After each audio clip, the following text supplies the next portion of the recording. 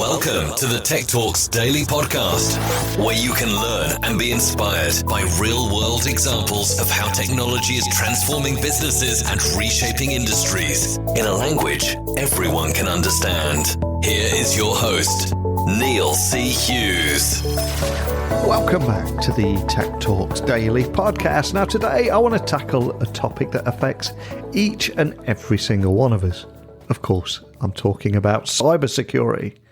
And it's something that impacts every aspect of our world. But today I want to talk about how it is impacting critical infrastructure and public institutions. For example, recent FOI requests in the UK reported that just 5 government departments confirmed that they have a data backup in place, which just completely blew my mind. And also, the Department for Education also confirmed it had lost or reported stolen 116 devices between September 2020 and September 21. And I know that's what's happening here in the UK, but equally, this is happening all over the world. So today, I want to explore why public organisations like schools and local governments find themselves woefully unprepared for cyber attacks, and also how hybrid workplaces have affected them. And we'll also look at some examples of how cybersecurity risks in public institutions on both sides of the pond are impacting organisations. And hopefully we can also look at some of the simple steps that organisations and individuals can take to improve their cyber resilience or ability to recover from attack too. So today I've invited Ryan Cloutier from a company called Security Studio. I think he also has his own podcast too. So I'm excited to get him on. So buckle up and hold on tight as I beam your ears all the way to Minneapolis in the US, where Ryan is waiting to share his story. So a massive warm welcome to the show. Can you tell the listeners a little about who you are and what you do? Thanks for having me here today, Neil. I am Ryan Cloutier. I am the president of Security Studio. What we do is risk assessment software, but more importantly, to who am I and kind of what makes me tick. I started out with technology when I was 8 years old, built my first PC, wrote my first software program by the time I was 9, and compromised my first system by the time I was 9.5. I've always had an insatiable curiosity for how things work. I was the kid that took apart the phone, the VCR, the TV, got yelled at a lot because I didn't take it apart to destroy it. I wanted to know how it worked. Unfortunately, being a child, taking it apart broke it. So, I would start to, no, I can fix it. And, the old man's like, don't burn the house down with the soldering iron. I did that for a few years. And then I actually avoided technology as a career field. So, did a lot of things, always involved in tech, programming, systems, and didn't really pursue it as a job. Got married, had a kid, did a lot of blue collar type of work. One day my wife was like, hey, you're really good at this stuff. Have you ever thought about doing it for work? Did that, probably about 15 years. And then I had an epiphany. I was working for an organization doing some cloud-based medical device development, kind of in the early days of cloud. DevOps, SecOps, in its infancy. And one of the things that came up was I'd come home from work one day and my son had said, hey, Dad, I know the staff Wi-Fi password at the school. And I said, I do too. And he goes, well, how do you know? And what is it? I said, it's the building's address and the school's mascot. He goes, it is. How'd you know? And I said, oh man, it's just a systemic problem. And that night I was pretty frustrated as a parent. And I said, I could be the guy to get up and rattle a saber and somebody better step up and do something.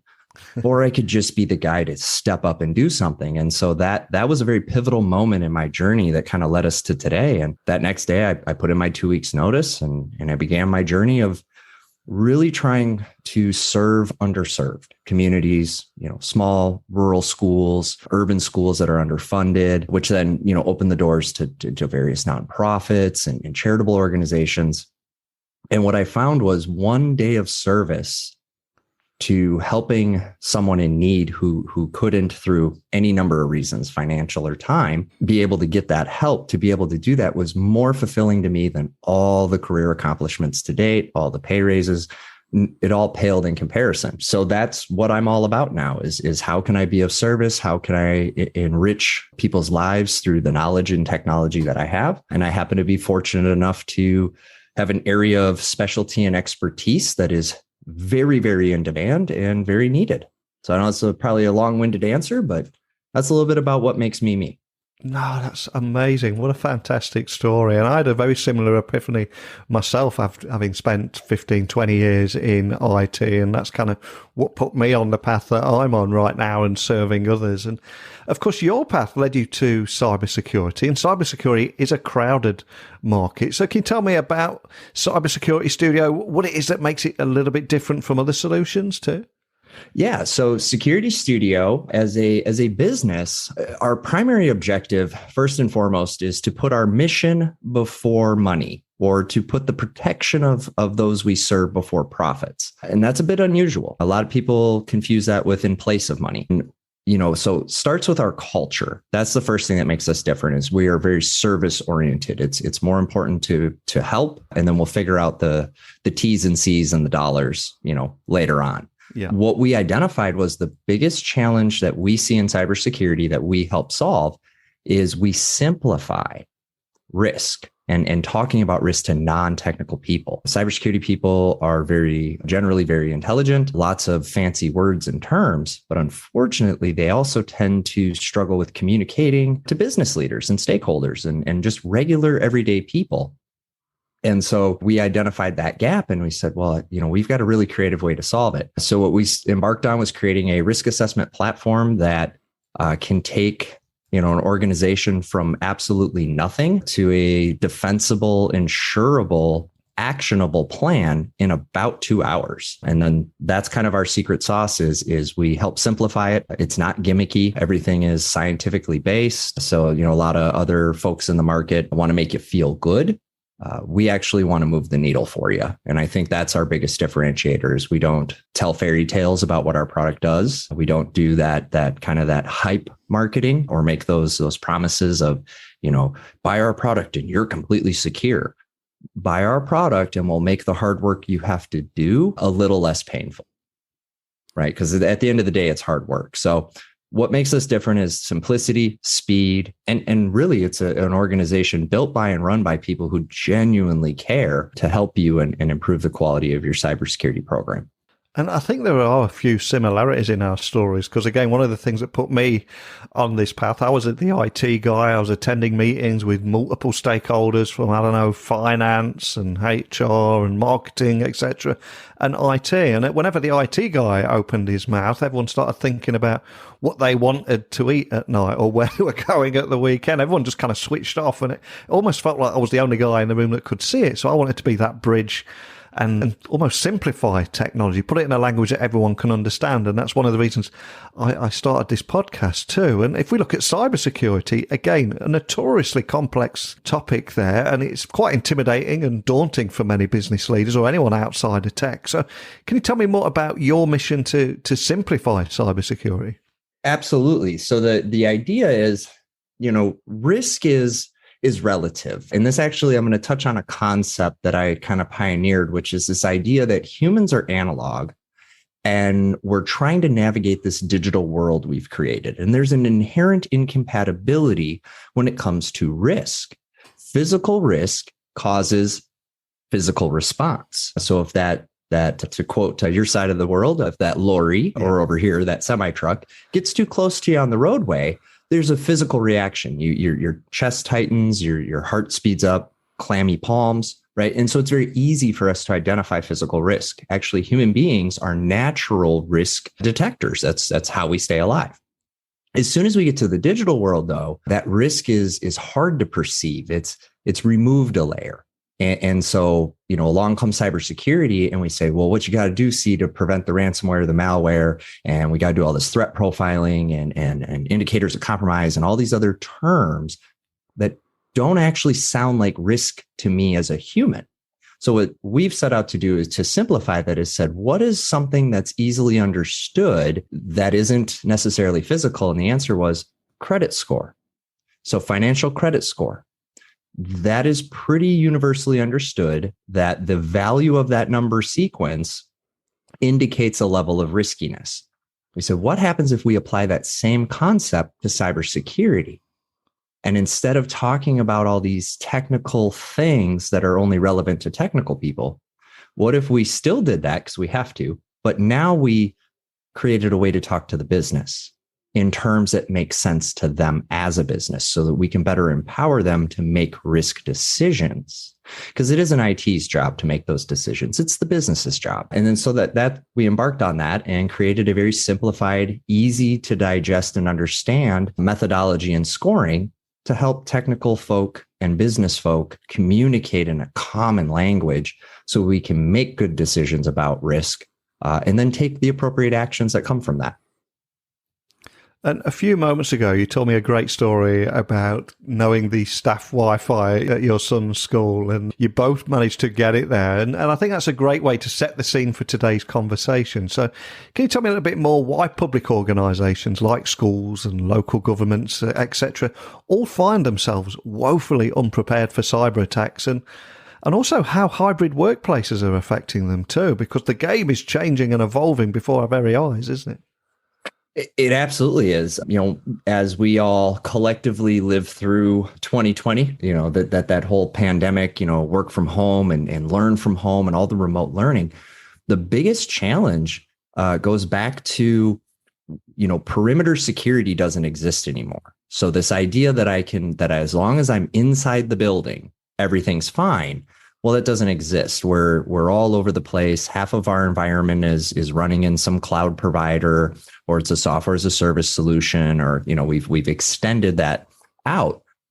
We still have that human factor of helping folks to understand what's at risk. And what we find is, especially in public sector, the business and military type language that we tend to use when we're talking about the importance of cyber. We talk about profit and loss. Well, public entities don't look at the world that way. We talk about, threats and containment and bad actors. Well, it's very aggressive language in a school setting. They don't think that way. They don't look at the world that way. And so one of the core challenges that those organizations have, and same thing with the remote worker, I don't think about my living room as a place where harm could happen. I don't dwell on these thoughts, right? Yeah. We don't see the internet as the dangerous thing it is. And we don't think about, hey, I got to lock my workstation when I'm working from home and I go to the restroom because maybe my cat walks across the keyboard, sends an email I didn't intend to. Maybe my child clicks on something or is playing on my phone. We don't think about these things. And the reason we don't is because every time we talk about this topic, we open with cyber speak instead of relevant things that fit that industry, that vertical, or that person. And in public, that is just amplified because their drivers are different. They're usually service driven, right? Their funding models are different. So when you factor all that in, and I'll just say the cybersecurity industry has a bit of a predatory lean to some of the way the vendors do business. When that comes together in the public sector, it's a disaster waiting to happen. And even if they do purchase the security tooling, a lot of times they can't navigate the politics to actually get use and adoption. And it's a language issue. And another topic that I know is incredibly close to your heart and you're passionate about is taking a holistic approach to risk assessments and simple steps that organizations and individuals like you and I can take to improve our cyber resilience or ability to recover from a cyber attack. But can you expand on the importance of that? So holistic risk and continuous risk is really the only way you can do it. Traditionally, we have taken very narrow focused view on cybersecurity risk. We think about the operating system. We think about the firewall. We think about ports or patches. But the reality is the bad guys don't take a day off. The bad guys don't ever stop looking for ways to attack you. Cyber criminals are on the clock 24/7. And so without taking a whole approach to risk from how we select and onboard our talent and looking at factors of their cyber savviness as part of their recruiting and onboarding, we look at their financial behaviors, we look at their criminal backgrounds, but for some reason we don't look to see how cyber safe they are. And I think that's a huge factor. I think we do need to look at that. I think we need to, that CFO might be great, but if they're the next breach waiting to happen, we might want to start considering that. So it's changing the way that we look at risk. And it's really embracing the fact that we live a digital life and these computers are not separate of our lives like they used to be back, when I started back in the, dial-up days, and modems and the old school internet, right? We've moved well beyond that. It's not a toy any longer. It's not an extra. It's not even a tool. It is foundational to conducting the day-to-day of human life globally.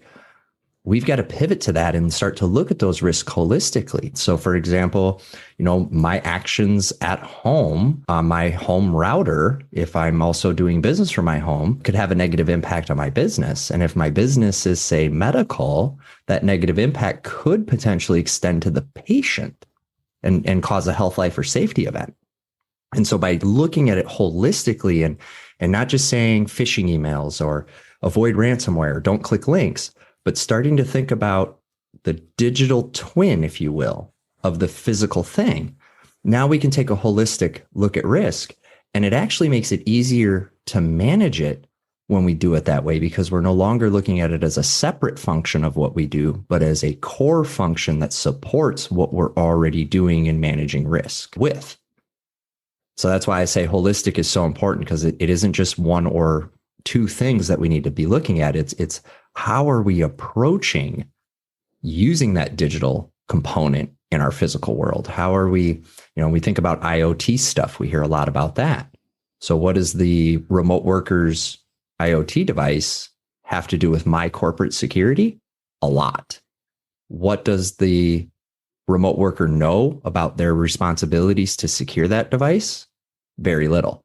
So it's changing the conversation to talk about this as a whole thing instead of just a piecemeal thing. 100%. And well, of course, what we're talking about here are global issues. We've both seen cyber attacks in the UK and the US and beyond. And just to bring to life everything we're talking about, do you have any examples of high cybersecurity risks in public institutions ultimately on both sides of the pond can impact and affect us all?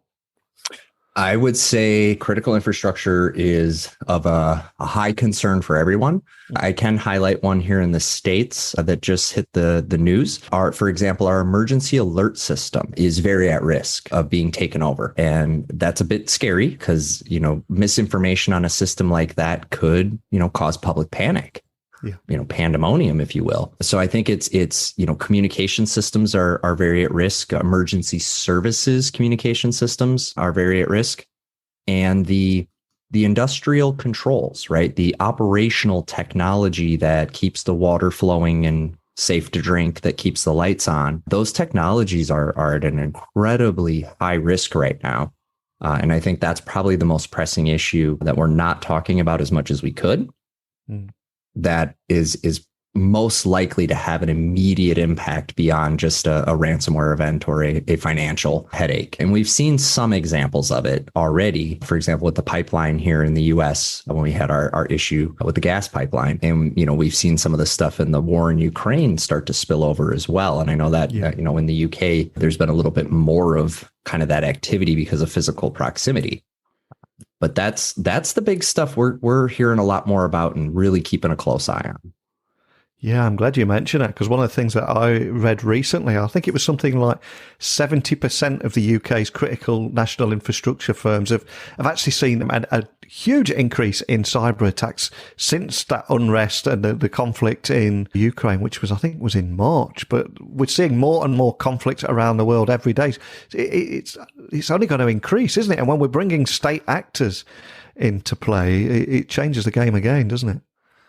It does. And unfortunately, back to that, IoT device in your home, that smart refrigerator can now be and has been a pawn in a global cyber conflict.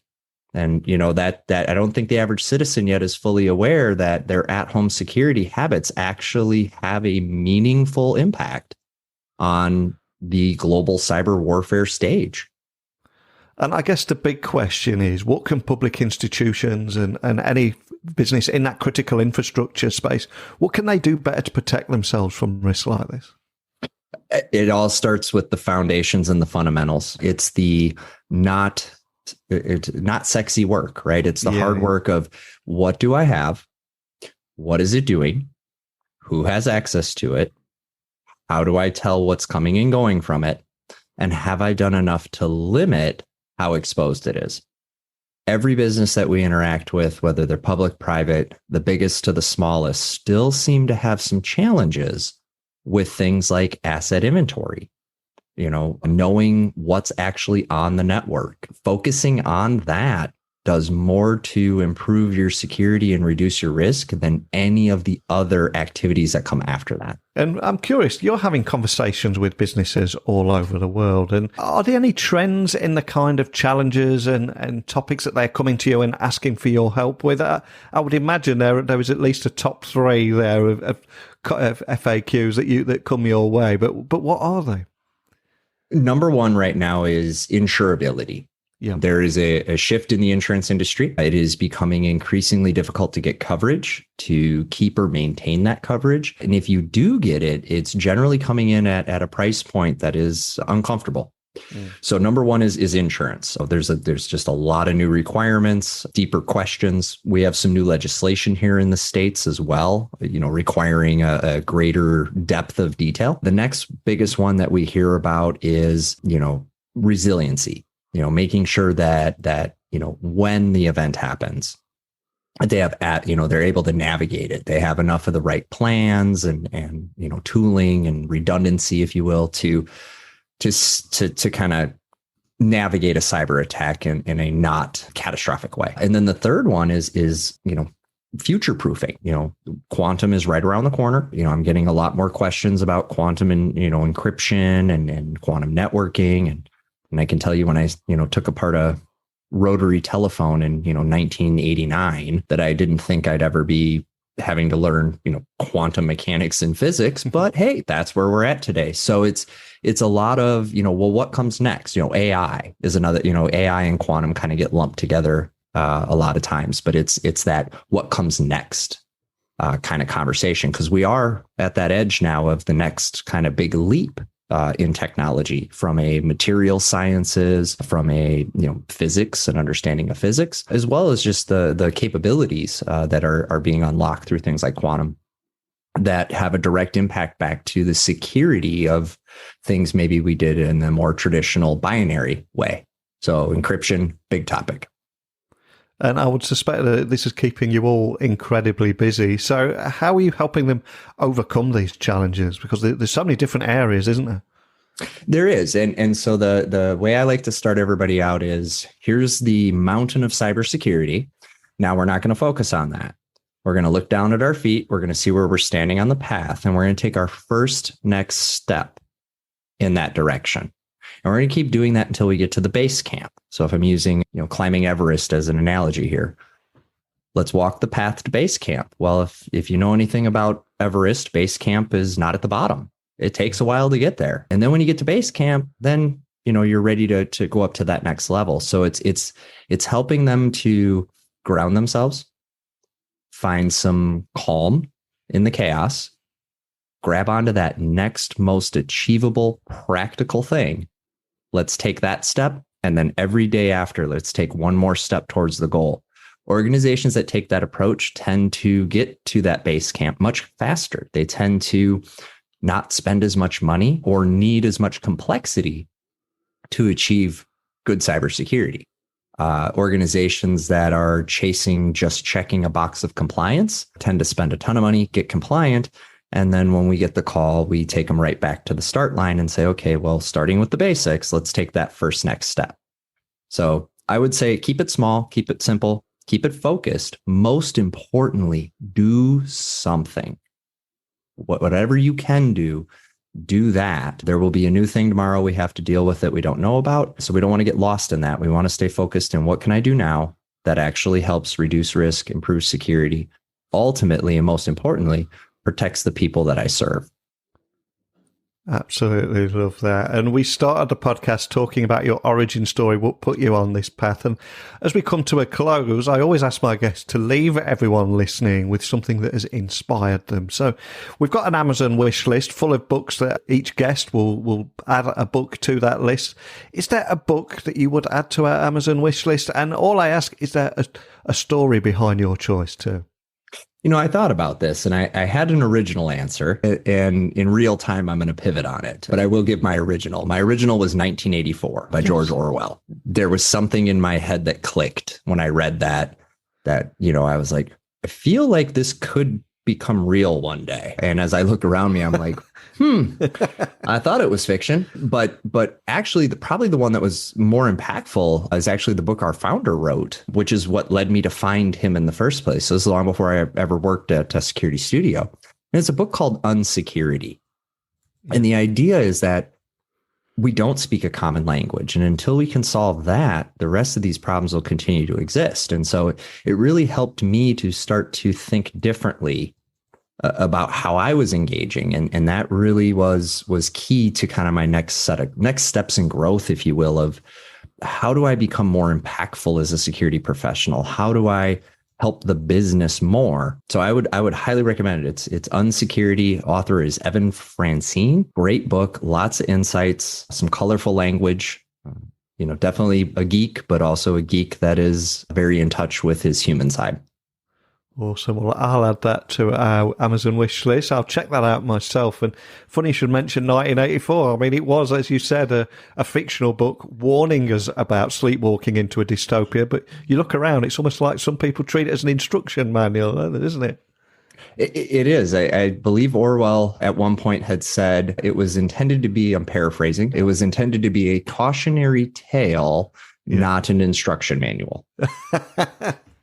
Oh, brilliant. Well, before I let you go, for anyone listening just wanting to find out more information about Security Studio, the work you do, and anything we've talked about, or even contact your team, what's the best starting point for us? SecurityStudio.com is a great starting point. You can also reach out to me or anyone from Security Studio on LinkedIn. We're always entertaining meeting new people. We love to learn about what folks are up to. So do please reach out. Also, if you're struggling with any cybersecurity type challenges, on Security Studio's website, we give away for free, no gimmick, no catch, and no registration email required, policies, procedures, templates, guidelines, and how-to guides to help you and the organizations you serve improve your cybersecurity posture.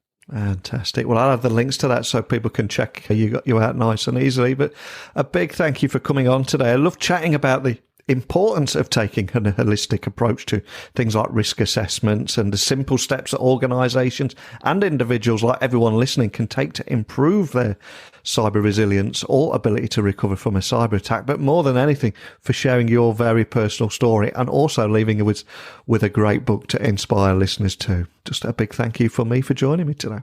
Well, thank you for having me today. This has been a pleasure, and I've definitely enjoyed getting to meet and know you a little bit, Neil. Although we covered a lot of information in a short amount of time there, we still only scratched the surface. And I'm quite conscious that we'll have people listening all over the world that are going to have something to add to this conversation. And this podcast is not about me or Ryan, for that matter, making ourselves out to be the experts and we know it all. That happens in uniting all the voices. And by that, I mean today's guest and each and every one of you listening out there around the world. So please, I invite you all to email me, message me, slide into my DMs on LinkedIn, Twitter, Instagram at Neil C. Hughes, or email me techblogwriter@outlook.com. Tell me what you're seeing out there. Are public institutions better prepared? What are your concerns around cybersecurity and critical infrastructure? I want to hear it all. Good, bad, indifferent, whatever it might be. So keep those messages coming in. Other than that, tomorrow I've got a completely different topic lined up for you. So a big thank you for listening as always. And until next time, don't be a stranger. Thank you for listening to the Tech Talks Daily Podcast with Neil C. Hughes. Remember, technology works best when it brings people together.